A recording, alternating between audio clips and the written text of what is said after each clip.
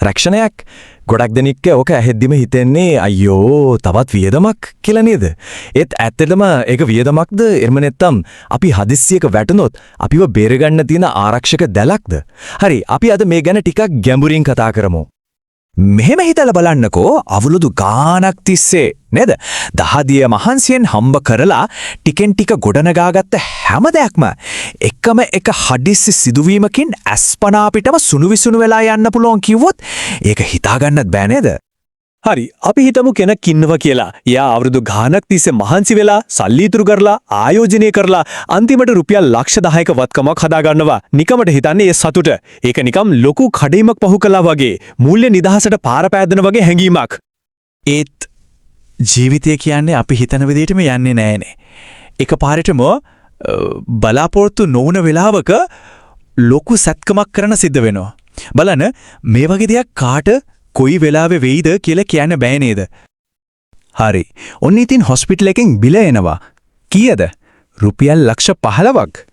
දෙයනේ. දැන් මොකද වෙන්නේ? අර අවුරුදු ගාණක් තිස්සේ දහදුක් විඳලා එකතු කරපු ලක්ෂ 10ම ඉවරයි. ඒ විතරක් නම් මදයි. තවත් ලක්ෂ 5ක් ණය වෙනවා. බලන්න අවුරුදු ගාණක මහන්සිය එකම එක දවසින් බිඳුවටම වැටෙනවා. අන්න ඒ වගේ හීනෙන්වත් නොහිතන මූල්‍ය කඩාවැටීමකින් අපිව බේරගන්න තියෙන එකම දේ තමයි රක්ෂණය. ඕක තමයි අපි අර කලින් කිව්ව මූල්‍ය ආරක්ෂක දැල කියන්නේ. එතකොට හොඳට තේරුම් ගන්න රක්ෂණයක් කියන්නේ වියදමකුත් නෙවෙයි ආයෝජනයකුත් නෙවෙයි මේක ඇත්තටම අවදානම හුවමාරු කිරීමක්. ඒ කියන්නේ මොකද්ද? හරිම සරලයි. අපිට තනියම දරා ගන්න බැරි ලොකු මූල්‍ය අවදානමක් අපි ඇත්තටම පොඩි මාසික ගාස්තුවක් ගෙවලා රක්ෂණ සමාගමකට පවරනවා. ඔන්න මේ අවදානම දැන් ඔයාලගේ කියලා. ඕකේ තමයි ඇත්තටම වෙන්නේ. මේක තේරුම් ගන්න තියෙන හොඳම උදාහරණය තමයි ෆයර් එක්ස්ටින්ග්විෂර් එක. ඒ කියන්නේ ගිනි නිවන උපකරණයක් නේද? අපි කවුරුත් ගෙදරට එකක් ගේන්නේ මේකෙන් ගිනි නිවන්න ඕන කියලා හිතාගෙන නෙවෙයිනේ. ඒත් හදිස්සියවත් ගින්නක් ආවොත් එදාට මුළු ගේම අළු වෙලා යන එකෙන් බේරගන්න එක තියෙන්න ඕන. අන්න ඒ වගේ තමයි රක්ෂණය කියන්නේත් අපේ මූල්‍ය ජීවිතයට තියෙන ෆයර් එක්ස්ටින්ග්විෂර් එකක්. හරි එහෙනම් අපි දැන් කතාවෙන් පොඩ්ඩක් ප්‍රායෝගික පැත්තට යමු. මූල්‍ය ගමනක් පටන් ගන්න කෙනෙක්ට අත්‍යවශ්‍යම ඒ කියන්නේ නැතුවම බැරි රක්ෂණ වර්ග මොනවද? ප්‍රධාන වශයෙන්ම වර්ග දෙකක් තියෙනවා. හොඳට අහගන්න. පළවෙනි එක සෞඛ්‍ය රක්ෂණය. මේක තනිකරම Taman වෙනුවෙන්මයි. හදිසි ලෙඩකදී අර කලින් වගේ ලොකු හොස්පිටල් බිලක් ආවොත් Tamanගේ ඉතුරුම් ටික බේරගන්න. හොඳද? දෙවෙනි එක ජීවිත රක්ෂණය. මේක Tamanට වඩා Tamanගෙන් යැපෙන අයට. ඒ කියන්නේ Tamanට මොන හරි දෙයක් වුණොත් Tamanගේ ආදරණීයන්ට මූල්‍යමය වශයෙන් අසරණ වෙන්නේ නැතුව ඉන්න. හරි. දැන් අපි එන්නේ ගොඩක් දෙනෙක් පටලව ගන්න සමහර වෙලට අමාරුවේ වැටෙන තැනකට. ඒ තමයි රක්ෂණය කියන්නේ ආයෝජනයක්ද කියන ප්‍රශ්නය. මේ දෙකේ වෙනස හරියටම ඔළුවට දාගන්න එක අතිශයින්ම වැදගත්. මෙන්න මේ වගුව දිහා බැලුවම ඒ වෙනස හොඳටම පැහැදිලි වෙනවා. බලන්නකෝ රක්ෂණයක ප්‍රධානම අරමුණ මොකද්ද? ආරක්ෂාව. ඒ කියන්නේ ලොකු මූල්‍ය අවදානමකින් බේරෙන එක. එතකොට ආයෝජනයක ප්‍රධානම අරමුණ වර්ධනය. ඒ කියන්නේ සල්ලි වැඩි කරගන්න එක. පේනව නේද? මේ දෙක කියන්නේ අහසයි පොළවයි වගේ සම්පූර්ණයෙන්ම වෙනස් අරමුණු දෙකක්. හැබැයි මෙන්න මෙතන තමයි පරිස්සම් වෙන්න ඕන. වෙළඳ පොලේ තියෙන රක්ෂණයයි ආයෝජනයයි දෙකම එකට කලවම් කරපු ප්ලෑන්. හැබැයි ඇත්තදම වෙන්නේ මොකක්ද?